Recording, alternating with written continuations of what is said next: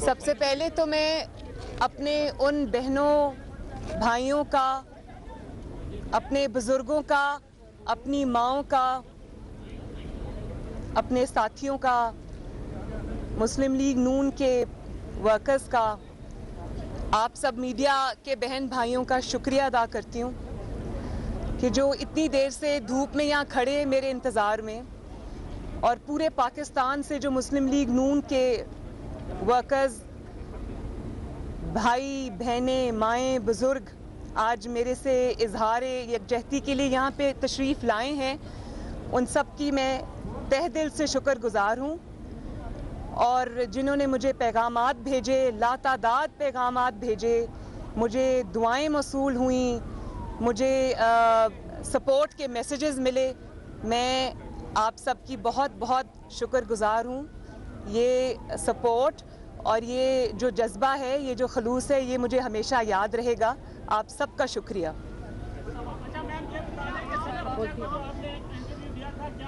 मैं अपनी बात कर लूँ पहले प्लीज़। और अभी मैं JIT से आई थिंक 2 घंटे का सेशन करके आई हूँ। जो कुछ उन्होंने मुझसे पूछा मैंने उसका जवाब दिया, और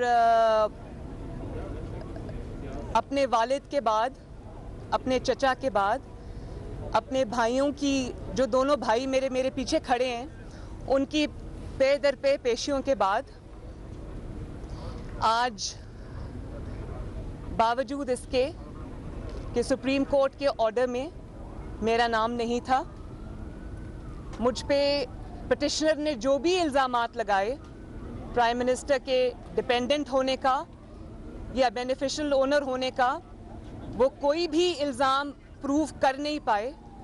और बावजूद इसके कि सुप्रीम कोर्ट के ऑर्डर में मेरा नाम नहीं है, मैं आज पाकिस्तान की बेटी होने की हैसियत से, एक सिटिंग प्राइम मिनिस्टर की बेटी होने की हैसियत से, और उस इंसान की बेटी होने की हैसियत से जिसने हमेशा आइन और कानून की पासदारी की है, मैंने आज वो कर्ज उतार दिया जो मुझ पे वाजिब भी नहीं था। और JIT वालों से मैंने पूछा, सवाल कर लिए,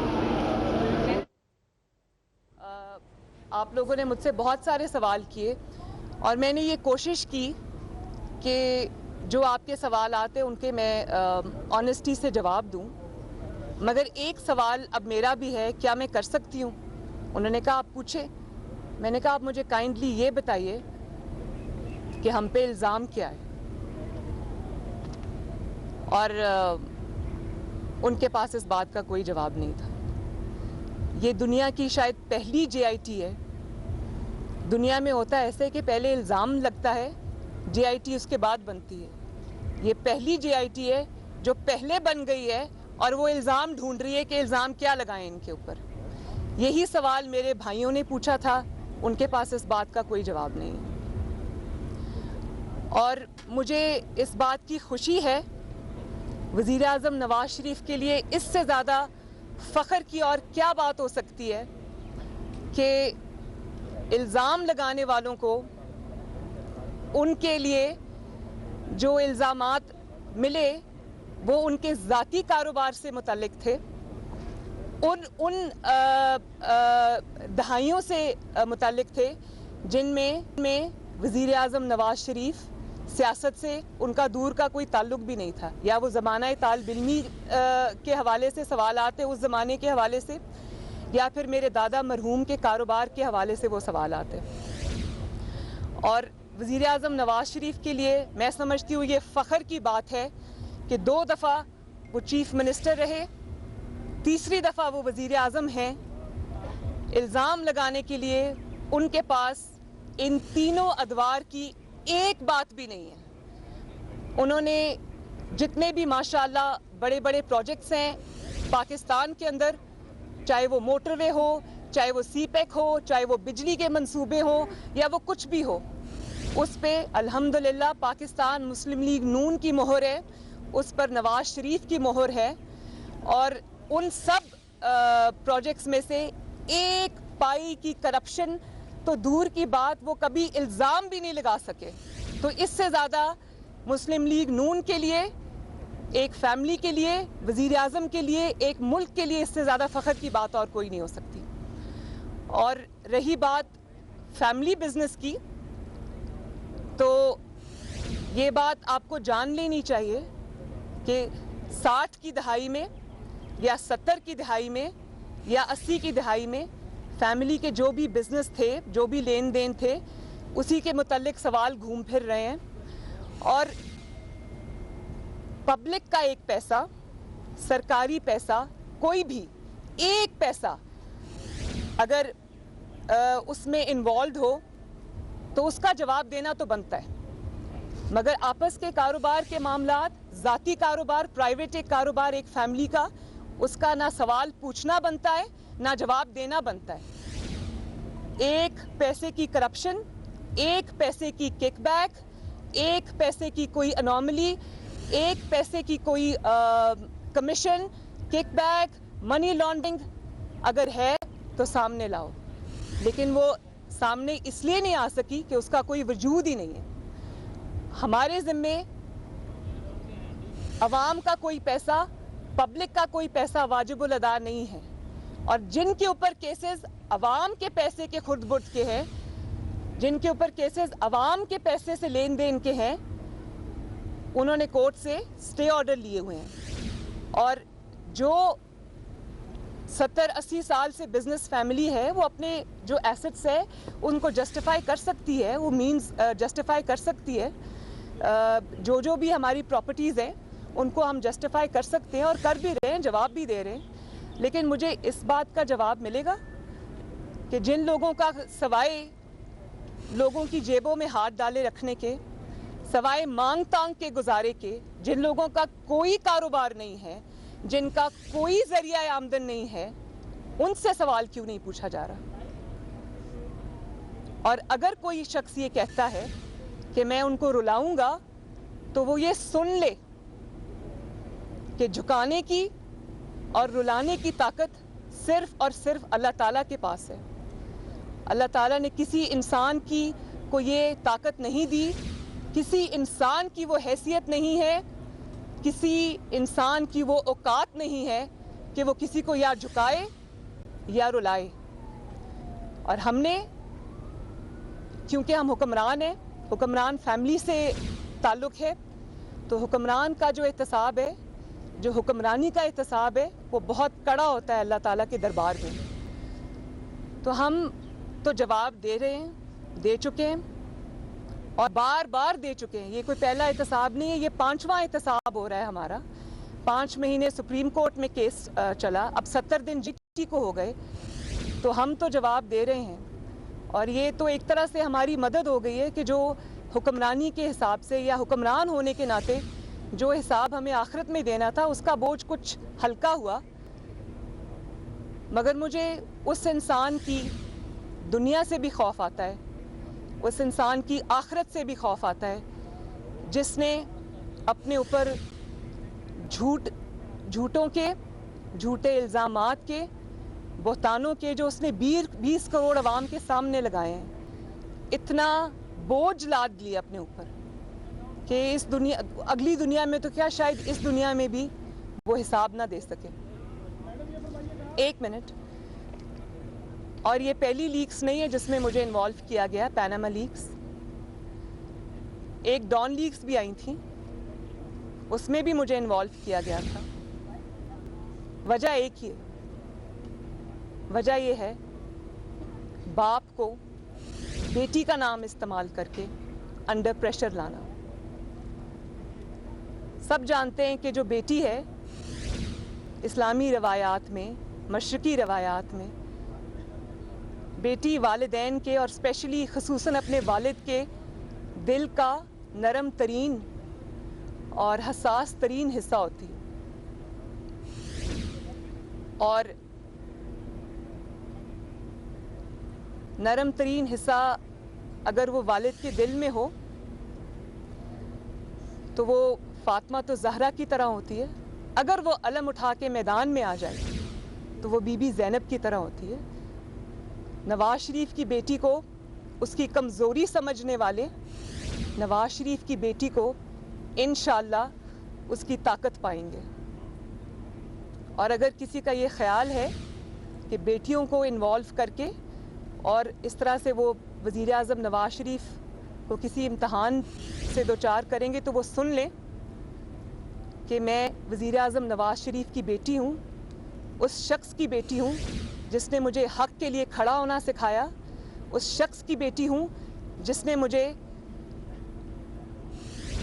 ये तरगीब दी कि झूठ के आगे, जुल्म के आगे सर नहीं झुकाना। मगर ये वो लोग समझ नहीं सकते जिनको बेटियों की कदर नहीं है, जिनको बेटियों की तकरीम का पता नहीं है, जिनको ख़ानदानी इक़दार का पता नहीं है, शायद वो ये बातें कभी समझ नहीं सकेंगे। मगर आज मैं पाकिस्तान की हर उस बेटी से मुखातिब हूँ जो अपने वालिद से मोहब्बत करती है, और हर उस वालिद से मुखातिब हूँ जो अपनी बेटी से मोहब्बत करता है कि बेटियाँ, अगर नवाज शरीफ की बेटी को आप इसलिए निशाना बनाएंगे कि वो नवाज शरीफ की बेटी है, तो वो उसका जवाब इसलिए देगी, वो वापस लड़ेगी इसलिए क्योंकि वो नवाज शरीफ की बेटी है। और अगर किसी का ये ज़ोम है कि हमें तो हाजिर होना था, हमारे पास कोई रास्ता नहीं था, तो हमारे पास भी बहुत रास्ते थे। हम भी टेक्निकलिटीज़ का सहारा लेकर, इम्यूनिटी का सहारा लेकर, जो वज़ीर आज़म नवाज शरीफ को एज़ वज़ीर आज़म अवेलेबल थी, हम भी इक़्तिदार के इवानों में छुप सकते थे। हम भी कमर दर्द का बहाना बना के गाड़ी को हस्पताल की तरफ मोड़ सकते थे। हम भी अदालतों से एब्सकॉन्डर होके नथिया गली के सरकारी रेस्ट हाउस में जाके छुप सकते थे। हम भी ये कर सकते थे, मगर हमने हिसाब दिया और अब दे रहे हैं। 3 नस्लों का हिसाब दिया और बार बार दिया। और ये याद रखो कि आइन और कानून की हिफाजत और पासदारी के बदले में नवाज शरीफ ने जो वार अपने दिल पे लिए हैं, जिस एहतसाब की भट्टी में से वो गुजर के आया है, जिस तरह उसने मर्दाना वार शेर दिल इंसान की तरह एहतसाब का सामना किया है और बार बार किया है, बेरहमाना एहतसाब का सामना किया है, वो ये एहतसाब और ज़ख्म जो हैं वो अपने सीने पे सजाकर तमगों की तरह 2018 में अवाम के पास जाएगा। उस दिन से खौफ खाओ जब नवाज शरीफ अपनी कहानी अवाम के पास लेके जाएगा। उसको इस नहज पे मत लेकर जाओ कि जो राज उसके सीने में दफन है, जो साजिशें उसके खिलाफ हो रही हैं, वो अवाम को ये बताने पे मजबूर हो जाए।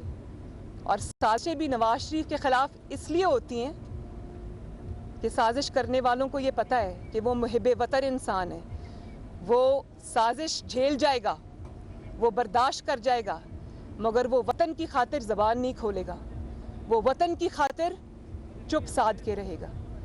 मगर मैं उन लोगों को ये बताना चाहती हूँ, सियासी मुखालफीन को, और साजिशें जिस तरह की वो कर रहे हैं, मैं उनको ये बताना चाहती हूँ कि अवाम उसकी ताकत है नवाज शरीफ की, और अवाम को इतना एतबार है। लीडर भी होते हैं, सियासतदान तो यहाँ बहुत हैं, मगर नवाज शरीफ एक वाहिद लीडर है जिस पे कौम एतबार करती है और जिसका लोगों को पता है कि ना वो खुद झुकेगा, ना वो अपने वोट को झुकने देगा, और वो आइन और कानून और सिविलियन बालादस्ती के लिए खड़ा है, खड़ा रहेगा। उसके अलावा किसी भी लीडर में इतनी हिम्मत नहीं है कि वो किसी भी गैर कानूनी, गैर आइनी कदम के सामने दीवार बन के खड़ा हो जाए। एक मिनट नहीं, अब मेरे कुछ सवाल बनते हैं, और वो ये सवाल हैं कि पैनामा लीक्स के अंदर 400-500 ख़ानदानों के और भी नाम आए। और इससे ज़्यादा मुज़िका खेज़ और बात क्या होगी कि जिन्होंने पैनामा लीक्स के ऊपर हम पे मुकदमे कर रखे हैं ऑफशोर कंपनीज़ के, मुकदमा करने वालों की अपनी ऑफशोर कंपनीज़ हैं, मगर क्योंकि पैनामा लीक्स में नाम नहीं है तो वो उनकी ऑफशोर कंपनीज़ हलाल हैं, बाकियों की हराम है। और पैनामा लीक्स कोई आसमानी सहीफ़ा नहीं है, तुम्हें भी जवाब देना पड़ेगा। अब हर चीज़ का जवाब देना पड़ेगा।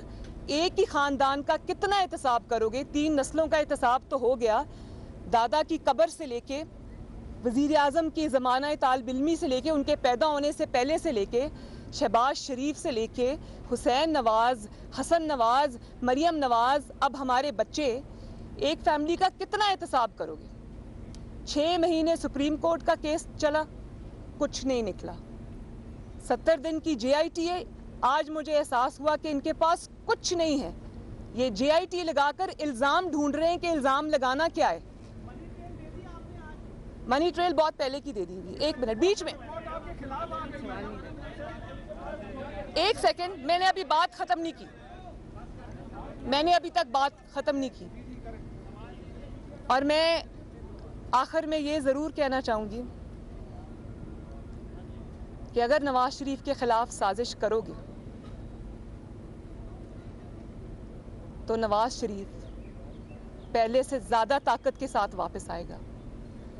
जब नवाज शरीफ के खिलाफ साजिश हुई, वो पहले से ज़्यादा ताकत के साथ अल्हम्दुलिल्लाह वापस आया और वो पाकिस्तान का एक वाहिद शख्स है जिसको पाकिस्तान के अवाम ने और अल्लाह ताला ने तीसरी दफ़ा वज़ीर आज़म बनाया। अब अगर उसके खिलाफ साजिश की, बाज नहीं आए, तो वो चौथी दफ़ा भी वज़ीर आज़म बनेगा, 5वीं दफ़ा भी वज़ीर आज़म बनेगा। रोक सकते हो तो रोक लो,